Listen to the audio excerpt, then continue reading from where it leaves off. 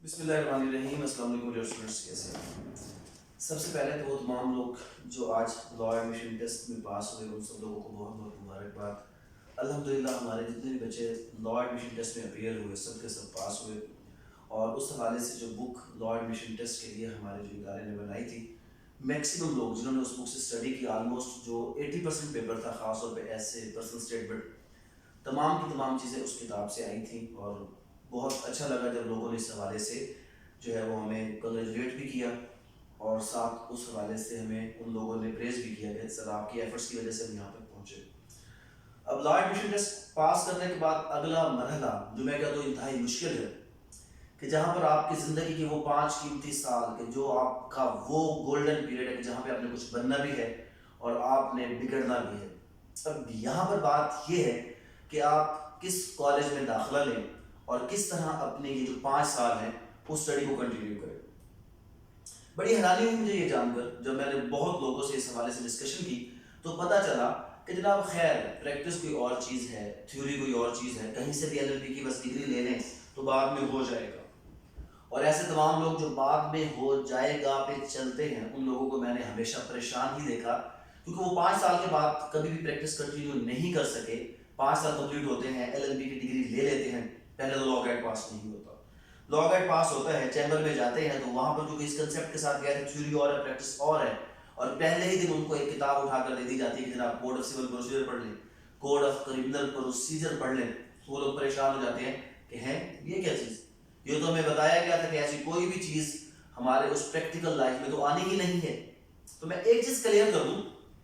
जो लोग इस कंसेप्ट के साथ किसी भी कॉलेज में दाखिला ले लेते हैं कि जी थ्योरी अलग है प्रैक्टिस अलग है, तो ये तब था जब एलएलबी 2 साल का था, जब civil procedure code, criminal procedure code, कानूनी शहादत ऑर्डर, लिमिटेशन एक्ट, ये चीजें इसमें शामिल नहीं थी। यही तो प्रैक्टिस है। जब एलएलबी 3 ईयर और 3 ईयर से फिर 5 ईयर हुआ तो प्रैक्टिकल पोर्शन इसमें ऐड कर दिया गया। अब थ्योरी और प्रैक्टिस यानी कि एलएलबी और प्रैक्टिस अलग नहीं है। और खास तौर पर ऐसे वक्त में जब आप फुल टाइम 5 साल अपने जिंदगी की किसी डिग्री को दे रहे हैं, तो उसके बाद मुझे बहुत बहुत बहुत हैरानी होगी अगर आप लोग सिविल जज की तैयारी के लिए कहीं जाएंगे और खार होंगे, या अगर आप लोग लॉ गेट के लिए कहीं जाएंगे तो खार होंगे, सिर्फ इसलिए कि आपने 5 साल चंद पैसे बचाए या कुछ ऐसा काम किया। तो इस हवाले से वो तमाम लोग जो बार बार हमें कहते हैं कि सर कोई एक ऐसी वीडियो बनाए कि जहां से हमें पता चले कि किस कॉलेज में दाखिला लें, कैसे दाखिला लें, क्या हमें फ़ायदा और क्या। तो उस हवाले से आल तो हमारा कॉलेज क्योंकि लाहौर में है, एक सेंट्रल लोकेशन पे है, तो जो एक क्राइटेरिया है यहाँ का उसकी वजह से फीस हमारी भी कुछ हाई है। बट वो डिजर्विंग स्टूडेंट्स जो ये चाहते हैं कि हम एक म्यारी तालीमी इदारे में तालीम हासिल करें और उनमें शौक है, वो कुछ करना चाहते हैं, वो कुछ बनना चाहते हैं, तो ऐसे तमाम लोग उनके लिए मैं एक अनाउंसमेंट कर रहा हूँ। जैसे मैंने पहले भी कहा था कि 50% तक हम उन लोगों को फीस ऑफ करेंगे, लेकिन सिर्फ ऐसे लोगों को कि जो वाकई डिजर्विंग है और जो चाहते हैं कि अपनी ज़िंदगी में कोई मकाम हासिल करें, और ये जो एलएलबी के 5 साल हैं वो उनके ज़ाया ना जाए, बल्कि इन 5 सालों में वो अपने जो इस मकसद को हासिल करने के लिए जो एफर्ट्स, जो बुनियादी एक रिक्वायरमेंट है उसको पूरा करें। अब इस मकसद के लिए अल्हम्दुलिल्लाह हम एलएलबी 5 ईयर सेशन 2022 एंड 23 उसकी क्लासेस ऑलरेडी हम उसका आगाज़ कर चुके हैं। और बाकी प्राइवेट कॉलेजेस की बजाय हमारा कॉलेज पहला है कि जिसने 1 जनवरी को क्लासेस का आगाज़ कर दिया था। और मैं बहुत खुशी के साथ और फख्र के साथ ये कहता हूँ कि मेरे कॉलेज के बच्चे जो पार्ट 1 के स्टूडेंट्स हैं, अगर आज भी हम उनको किसी भी फोरम पे खड़ा कर दें और उनसे पूछें कि ये अदालत का क्या तरीकाकार है, ये प्रैक्टिस कैसे है, इस तरह की चीज़ें, तो वो आज पहले दिन ही आपको एफआईआर और इन तमाम बुनियादी चीज़ों के बारे में बताते नजर आएंगे, जिसका सबूत आप लोगों के सामने है कि जब आप लेजेंड्स लॉ कॉलेज के हवाले से जो हमारे स्टूडेंट्स के साथ हम वीडियोस बना रहे हैं, अगर आप देखेंगे तो from the very first day आपको नजर आएगा कि किस तरह हम अपने बच्चों को ट्रेन कर रहे हैं।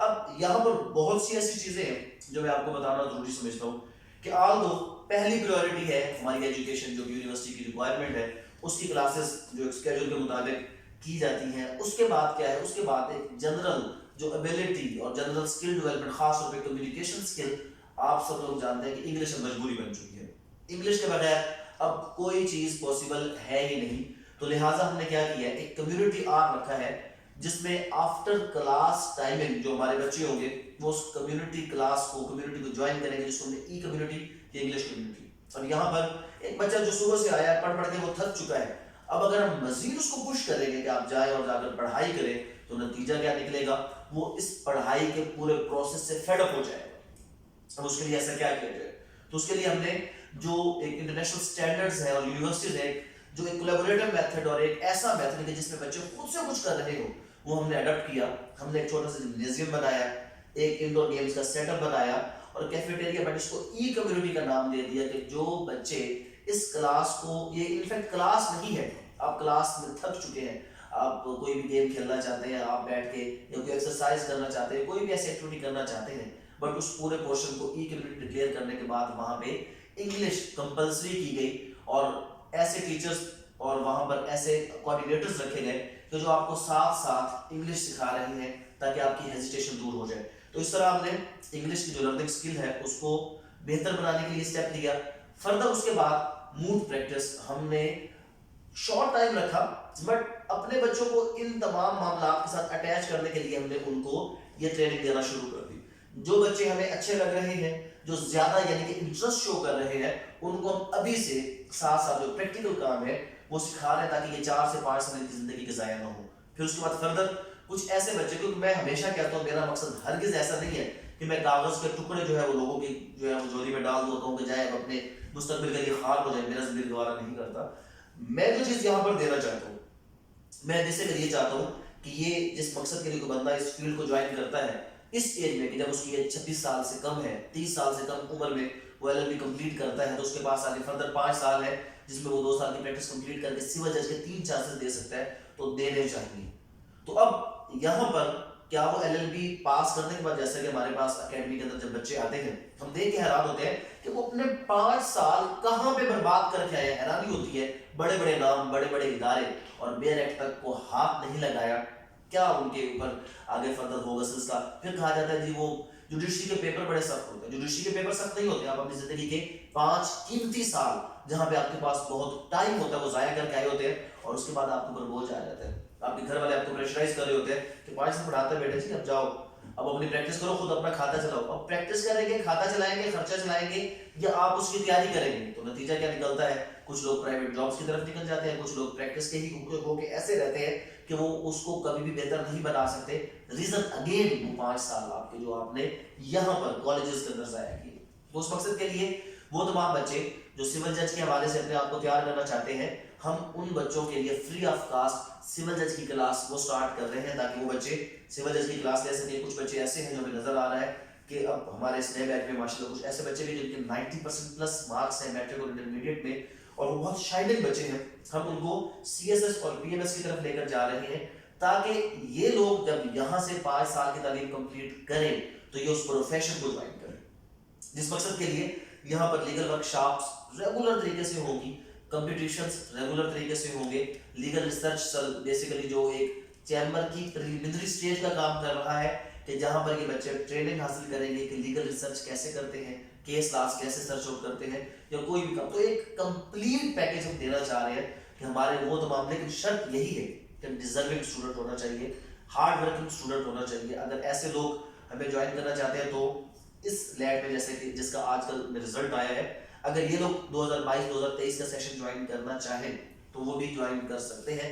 लेकिन बहुत लिमिटेड टाइम है, शायद 1 हफ्ते से ज़्यादा का टाइम नहीं होगा इन तमाम लोगों के पास। तो हम इन तमाम बच्चों के लिए जिनका अभी नेट पास हुआ है वो उनके लिए एडमिशन अनाउंस कर रहे हैं, ओपन कर रहे हैं ताकि वो आए और इस चीज़ से फ़ायदा उठाएं। फर्दर अगर आप लोगों को कोई भी क्वेश्चन हो तो वो भी इंशाल्लाह आपके साथ शेयर होते रहेंगे। और टाइम टू टाइम हम अपने चैनल पर एक लेजेंड्स लॉ कॉलेज की प्लेलिस्ट बना रहे हैं जिसमें तमाम वीडियोस जो नए बच्चे हमारे उनके साथ रिलेटेड है, उनकी एक्टिविटीज जो भी हम आपको बता रहे हैं, हम सिर्फ ये बताना चाहते हैं कि ये सिर्फ कह नहीं रहे कि हम करेंगे, अल्हम्दुलिल्लाह हम ये तमाम चीज़ें स्टार्ट कर चुके हैं और उसका प्रूफ आप हमारे चैनल पर देख सकते हैं। हमारे बच्चों में आती हुई रोज रोज इम्प्रूवमेंट इस चीज़ का सबूत है कि अल्हम्दुलिल्लाह हम जिस मकसद के लिए इस दायरा को हमने स्टार्ट किया था हमें उसमें कामयाबी हासिल होगी। Thank you very much. अस्सलाम वालेकुम।